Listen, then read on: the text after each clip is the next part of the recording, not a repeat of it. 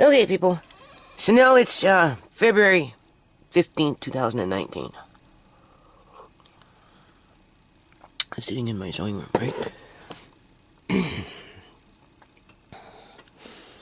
Doing this stuff.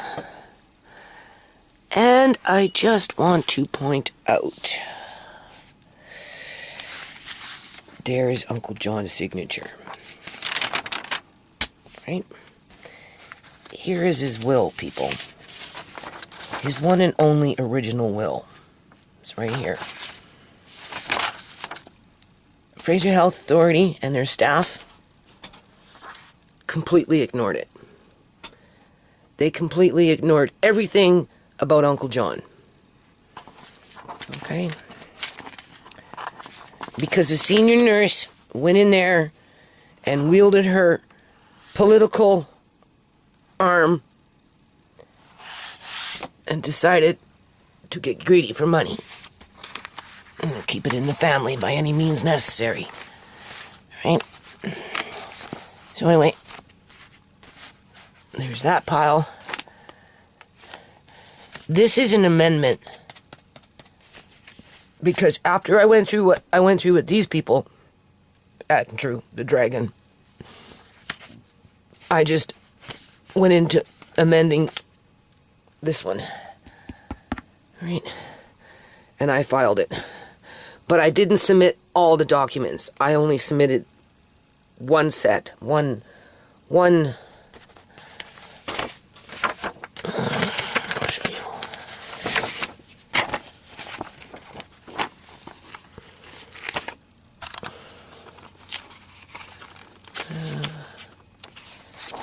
Right here. See? So they got a list of one. I did mine on a chart.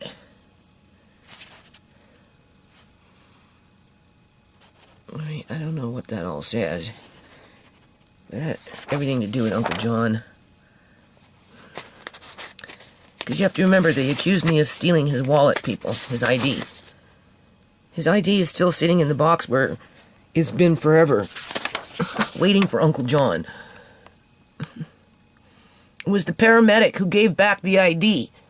Shimei passed the ID to the paramedic because they asked for his ID. Standing in Uncle John's room. And the paramedic said, no, keep the ID because you don't want it to get lost in the hospital. Yeah, right. I don't know what that shadow is. There we go. It just goes on and on and on. Right? Uncle John didn't have a life. This is that stuff I was telling you about in the last video where they illegally kicked out my card. Right? It just goes on and on. If you notice the date though, 2002. Eleanor doesn't have that. Because John wasn't living with Eleanor. John didn't want to live with Eleanor. Because if John wanted to live with Eleanor, he would have been living with Eleanor. John had his own life. But the problem with Uncle John is he worked for the government and had supposedly a superannuation life insurance policy, but he didn't, people, because he canceled it. Because he didn't want his family coming in there and doing what they fucking did. So they got a big surprise in the end. Government got to save money on that one. Uncle John saved the government a lot of fucking money. He forfeited his superannuation life insurance policy to prevent this shit from happening. And it still happened because they went looking for it. The first week he was gone, Cheryl was bugging Shimei to know where his superannuation life insurance policy was. But if you notice, Shimei's not around to testify against that, right? She just happens to not be here to go to court to talk about that. As they were accusing me of making him sick. Look how we found him. That's how we found him in Vancouver. When they rushed him to the emergency there at the Victoria General so that they could admit him in through the back fucking door. Use taxpayers' dollars to do it. That's what they did, people. I don't even know what this says. I'm just going through it so you can just kind of get a gist of what's going on here. All right. Look at that. We're in 1987. These are documents I have. London life insurance policy. Uncle John is still registered to it as the trustee. Can you imagine that? I haven't even changed that over yet, people. He's the trustee to manage it for the kids if something happened to me. Right? Just like he had a will. Where's his will? Just like he had a will, I have my London life, which is my will. And Uncle John is still trustee of that. So when I die, what? They're going to go looking for Uncle John? Then what? Go back to court? Stand there and face fucking Fraser Health Authority again? Right? CIBC Bank? I'm not even reading. I'm just going down. I'm giving you a chance to read. What's the date? 2001. What is it? John Duncan. Oh yeah, look at that. Isn't that amazing? The one that we have was Shimei. Shimei's dead. Uncle John is dead. But the policy is alive, people. It's alive to 2032.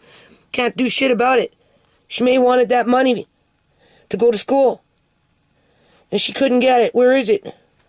Where's Shimei's? What is this? Shimei's is in here somewhere. That's Tisha's. That's been canceled.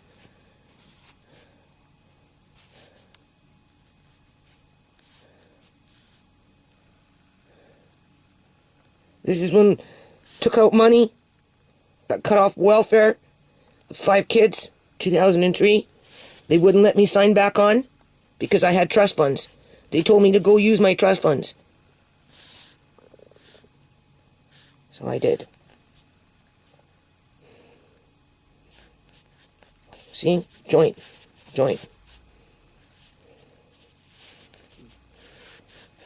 Cut me off welfare in January of 2003. That's how we survived, people. It took 2 signatures to get that out, just like it takes Uncle John's signature and my signature to get it out for Shimei. And we couldn't, because Uncle John was where? Sitting in some hospital being drugged up.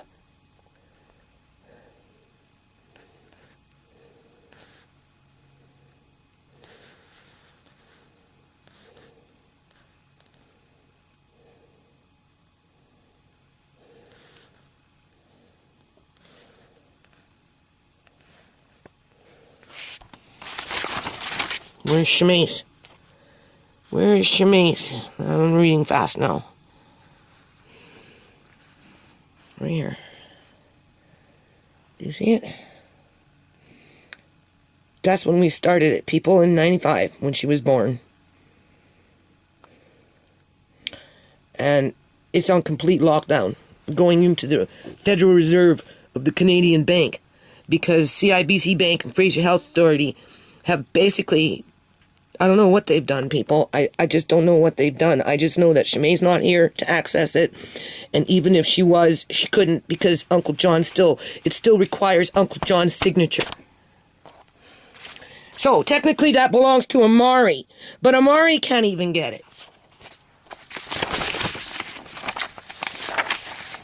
So, you see the date here? It says February 21st, 2018. Okay? Court of Appeal. Registry. Court of Appeal. Memorandum of Argument of the Respondent, Fraser Health Authority. Overview. The appellant, which is Fraser Health Authority. Applicant seeks no fee status. No, sorry, that's me. The appellant is me, the plaintiff. Right? I always mix them up. The respondent, which is Fraser Health Authority, the defendant, opposes the appellant's application for no fee status on the basis that the appeal lacks merit. All this here, people, lacks merit. This is what Fraser Health Authority is saying. Uncle John's life lacks merit. That's what I'm going to label this freaking fucking video today. It lacks merit.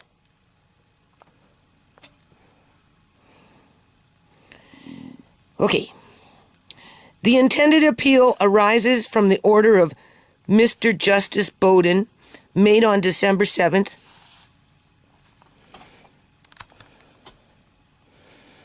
That's the one that falsified his transcripts, people, in 2017. Okay? Striking the appellant's pleading and dismissing the appellant's claim against the respondent, because they turned it into a little mini trial, but that judge had already determined before I even walked in through the fucking door that it was going to be dismissed. The appellant has not yet brought her appeal, is out of time to do so, and will need to bring a separate application to seek an extension of time.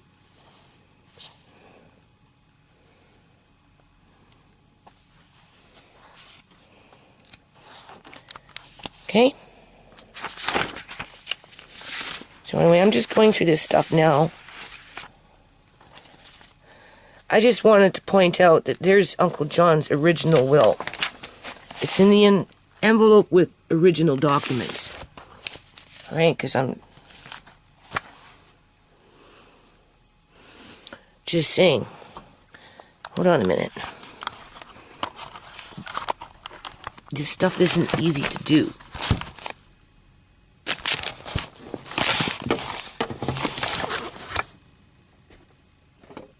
Let's put this on for a minute. Here's Shmaze.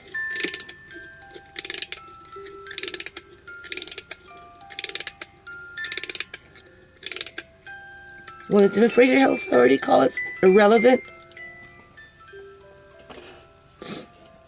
John's life was irrelevant? Shmai's life was irrelevant? Is that what they're going to say for Shmai? That her life was irrelevant when we get there, people? Because we're getting there. What did they say? What did Andrew say? What was it that Andrew said again? Where did it go?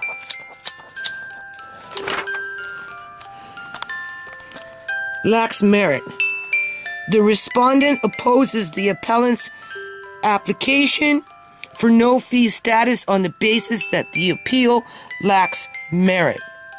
So all that there, people, right? A lifetime lacks merit. Is that what Andrew is saying? All of that.